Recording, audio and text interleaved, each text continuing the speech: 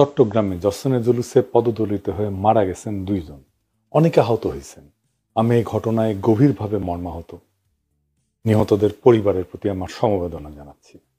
এই দুর্ঘটনার পিছনে আছে সংক্ষিপ্ত রোডম্যাপ, মানে নিরাপত্তার অজুহাতে রোডম্যাপ ছোট করে দিছে চট্টগ্রাম মেট্রোপলিটন পুলিশ। গত বছরে যেই রোড দিয়ে গেছিল এই মিছিল, এই বছরে তার জায়গাটা কমায় দেওয়া হয়েছে। অল্প জায়গায় অনেক বেশি মানুষ একসাথে হওয়ায় ভিড় চাপাচাপি বেশি হয়েছে। এটাই দাবি করছে সেখানে যারা ছিল। এইটা সাহেব, গত বছরের রোডম্যাপ আর এই বছরের রোডম্যাপটা একটু দেখান না, দেখেন কত ছোট। এবারে আমি সবাইকে বলি যে যেটা রীতি, যেটা প্র্যাকটিস অনেকদিন ধরে চলে আসছে, সেটাতে হস্তক্ষেপ করবেন না। এই রোডম্যাপ অনেক আগে থেকে তৈরি, অনেক মানুষের, অনেক মুরব্বীর বিবেচনায় এটা তৈরি হয়েছে, অনেক দিনের প্র্যাকটিসের পরে তৈরি হয়েছে। এটা কয়েকজন পুলিশ অফিসার বদলাই দিতে পারে না। এই জায়গাটায় হাত দিয়েন না, অনেকবার বলি, রীতির মধ্যে হাত দিয়েন না। যাই হোক, এর মধ্যে ঘটছে আর এক ঘটনা। কি সেই ঘটনা? সকালে হাটহাজারী মাদ্রাসার সামনে দিয়া জসনে জুলুসের আসা গাড়ি লক্ষ্য করে পানি ছুঁড়ে মারার অভিযোগ ওঠে। এই ঘটনাকে কেন্দ্র করে সামাজিক যোগাযোগ মাধ্যমে মাদ্রাসাকে উদ্দেশ্য করে অশালীন পোস্ট দেয় এক যুবক। এই নিয়ে হাটহাজারী অঞ্চল রণক্ষেত্রে পরিণত হয়। ওই ছেলেকে গ্রেপ্তার করা হয়েছে। সে প্রকাশ্যে ক্ষমাও চাইছে। শোনেন। আসসালামু আলাইকুম। আমি ছোট মানুষ, আমার বয়স হচ্ছে 20 বছর। আমি না জেনে একটা করে ছবি আপলোড দিয়েছি। আমি সবার কাছে প্রার্থনা করতেছি, সবাই আমার ক্ষমা করে দেবেন। তাও সংঘাত ছড়ায় পড়ছে। আমি যখন রেকর্ড করি সেই সময় হাটহাজারী মাদ্রাসার শিক্ষক এবং সেনাবাহিনীর তৎপরতায় হাটহাজারীর পরিস্থিতি নিয়ন্ত্রণে আসছে। গুরুতর আহত 20 জন ছাত্রকে চট্টগ্রাম মেডিকেল কলেজে পাঠানো হয়েছে। হাটহাজারী উপজেলা স্বাস্থ্য কমপ্লেক্সে আউটডোর সহ প্রায় 1.5 শতাধিক আহত ওইখানে চিকিৎসা নিয়েছে। ভয়াবহ অবস্থা। আজকে হাটহাজারী মাদ্রাসায় পরীক্ষা নেওয়ার কথা ছিল, সেই পরীক্ষা স্থগিত করা হয়েছে। আমরা সবাই দোয়া করি সৃষ্টিকর্তা যেন সবাইকে পরিপূর্ণ সুস্থতার সাথে দীর্ঘ নেক হায়াত দান করেন। এই সংঘাতের ঘটনাটা পূর্ব পরিকল্পিত। পতিত আওয়ামী লীগের উস্কানি এবং সরাসরি অংশগ্রহণে এই ঘটনা ঘটছে। দেখেন, গাড়ি কলের লোক এসে নামতেছে হাটহাজারী মাদ্রাসার সামনে, আক্রমণ করবে হাটহাজারী মাদ্রাসা।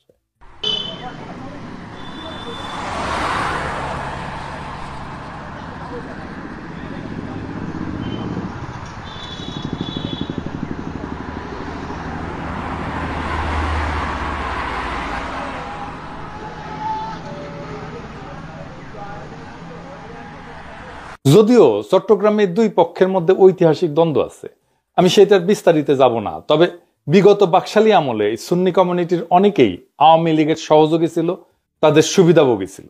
এই হাটহাজারী ঘটনার পরে আপনি দেখেন হারুনিজার সহ দায়িত্বশীল অনেকেই খুব সুন্দরভাবে 2 পক্ষকে শান্ত থাকার অনুরোধ জানাইছে।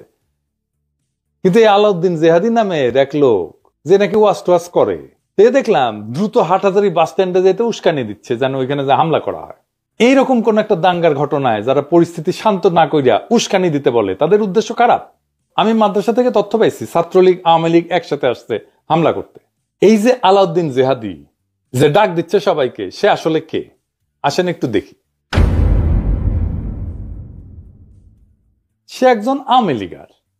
সে বলতেছে হাসিনার জন্যই ওয়াজ করতে পারতেছেন আপনারা। শুনেন। বঙ্গবন্ধু কন্যা আজকে আসে বিদায়, তোমরা শান্তি মতো যেখানে খুশি ওখানে মাহফিল করতে পারতেছ। আবার বলে 1000 বছরের শ্রেষ্ঠ বাঙালি বইলে মুজিব বন্দনায় কাইট হয়ে পড়ে যায়। শুনেন।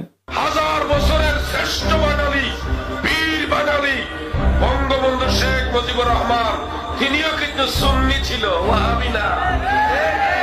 সে কিছুদিন আগে বলছিল যে প্রফেসর ইউনূস ইসরায়েলকে টাকা দিচ্ছে, সেটা আবার আওয়ামী লীগ ছড়াইছে অনলাইনে। দেখেন, প্রধান উপদেষ্টা প্রেসিডেন্টকে সেটা বিবৃতি দিয়ে প্রতিবাদ করতে হয়েছে। আবার উল্টা নাকি সে নিজেই ইসরায়েলে গেছিল, যখন গাজায় হামলা চলতেছে তখন সে বলতেছে লাইভ করে আল-আকসার সামনে থেকে যে ইসরায়েলের সেনারা খুব হেল্পফুল, ভালো। দেখেন, সেটা নিয়ে নিউজও হয়েছিল, অনেকে সেই সময় তার গ্রেপ্তারও চাইছিল। আবার দেখেন, সে কয় আয়না ঘর কই, আয়না ঘর বললে কিছু নাই, আমারে তো হাসিনা জেলে নিছিল, আমারে তো আয়না ঘরে নেয় নাই। মানে মানুষ মনে করবে আরে সর্বনাশ, কঠিন বিপ্লবী, ফ্যাচি বিরোধী লড়াইয়ের কঠিন সৈনিক। শোনেন আগে কি বলে। তারা বলে খালি আয়না ঘরে ঢুকাইছে, এত আয়না ঘর কই ছিল? কত মানুষ জেল খাটলো, কেউ কইল না আয়না ঘর আছে। আমিও তো জেলে গেছিলাম, আপনারা কি জানেন না? আমিও তো জেলে গেছিলাম, আয়না ঘর আছে এই খবর তো জানতাম না। তোরে হাসিনা কেন জেলে নিছিল জানেন? জানেন না? আল্লামা শফি হুজুরের নামে কটূক্তি করেছিল। এই জন্য দেখেন, মানে সে ঐতিহাসিক ভাবে হাটহাজারির পিছনে লেগে আছে। এখন অবশ্য বিএনপি শেল্টার নিচ্ছে। দেখেন কি বলে বিএনপি নিয়ে।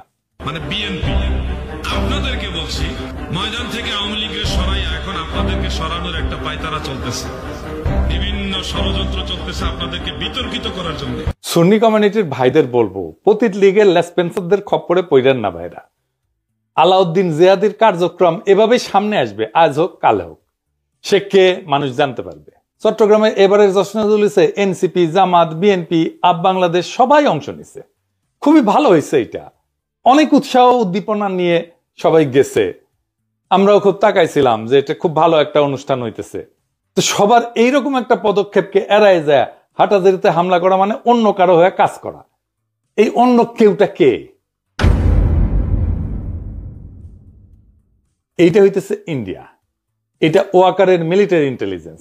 বাংলাদেশে যা যা ঘটতেছে আর যা যা ঘটবে কিছুদিনের মধ্যে, তার বেশিরভাগই করতেছে এই মিলিটারি ইন্টেলিজেন্স আর তারাই চাইতেছে ডাকসু ইলেকশন যেন ভন্ডুল হয়।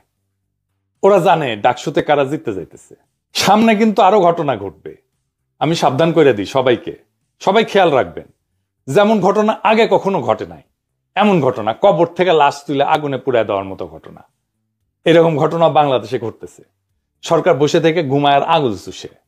স্থানীয় মুসলমানদের দিনের পর দিন প্রতিবাদ সেনাও কিছু করে না, সেজন্য এরকম ঘটনা ঘটতে পারে। চট্টগ্রাম ইউনিভার্সিটিতেও দেখলেন কি লঙ্কা কাণ্ড ঘটে গেল। এর মধ্যে ঢাকাতে 1000 লোক নিয়ে আওয়ামী লীগ মিছিল করে, এক জায়গায় না কয়েক জায়গায়। আওয়ামী লীগের এই সাহস কই থেকে আসে জানেন? বিএনপি এই সাহস দেয়। সেই জন্যই মার্কা মারা আওয়ামী লীগেররা ডাকসুতে বিএনপি কে ভোট দেওয়ার জন্য ক্যাম্পেইন করে। দেখেন, আবার আসিফ বলতেছে যে যারা ডিসেম্বরে নির্বাচন চাইছিল তারাই নির্বাচন পেছানোর ষড়যন্ত্র করতেছে। দেখছেন, বাংলাদেশের এই অনিশ্চিত অবস্থার জন্য প্রফেসর ইউনূসের সরকারের যথেষ্ট দায় আছে। বিপুল জনসমর্থন নিয়ে ক্ষমতায় আসছিল, 1 বছরের মধ্যে সে তার মূলধন পর্যন্ত সে খায়া বসে আছে। আওয়ামী লীগের তো পয়সার অভাব নাই, সে টাকা আসতেছে, খালি একের পর এক ঘটনা ঘটাইতে পারতেছে আর চুপ করে বসে থাকতেছে। পুলিশ তো আছে, সাথে আর্মিও আছে, ফুল ম্যাজিস্ট্রেসি পাওয়ার নিয়ে মাঠে। এরা জানে না 1000 খানেক লোক একসাথে হইতেছে আওয়ামী লীগের, কই হইতেছে। এদের ইন্টেলিজেন্স নেটওয়ার্ক কি এতই দুর্বল? এই এত দুর্বল হইলে ইলেকশন করবে কিভাবে আর ধরবে কি? ওয়াকারি তো প্রোটেকশন দেয় আওয়ামী লীগের মিছিলকে, যে ধরা যাবে না, সেজন্যই করতে পারে আওয়ামী লীগের মিছিল। প্রফেসর ইউনূস এখনো পরিস্থিতি সামলাইতে পারে, কিন্তু বলে লাভ কি? বলে লাভ নেই, বললেও করবে না। তাও বলবো কি করা উচিত, ডাকসু ইলেকশনটা পার হোক। অনেক কিছু নির্ভর করতেছে এই ইলেকশনের উপরে। আমি আপনাদের হতাশ করতে চাই না, এটা মনে রেখেন। আমরা এটা ভুলে যাই না যে বাংলাদেশ কখনো ভীরুদের দেশে পরিণত হয়নি। ইতিহাসের প্রত্যেকটা বাঁকে প্রত্যেকবার জনগণ রাস্তায় নামে প্রমাণ করছে ইতিহাসকে সে তার নিজের হাতে লিখতে জানে। এই শক্তিই আমাদের আসল মূলধন, আমাদের আসল ক্যাপিটাল। আজ আমাদের সিদ্ধান্ত নিতে হবে, আমরা কি অশান্তির খেলোয়াড়দের হাতে বন্দী থাকবো, নাকি ভবিষ্যৎ প্রজন্মকে একটা নিরাপদ, মর্যাদাপূর্ণ, গণতান্ত্রিক বাংলাদেশ উপহার দেব। স্মরণে রাখেন, আমাদের ঐক্যেই কিন্তু তাদের ভয়, আমাদের শৃঙ্খলাই তাদের ষড়যন্ত্রের শেষ। আমাদের সাহসী বাংলাদেশের আগামী দিনের আলো। ইনকিলাব জিন্দাবাদ।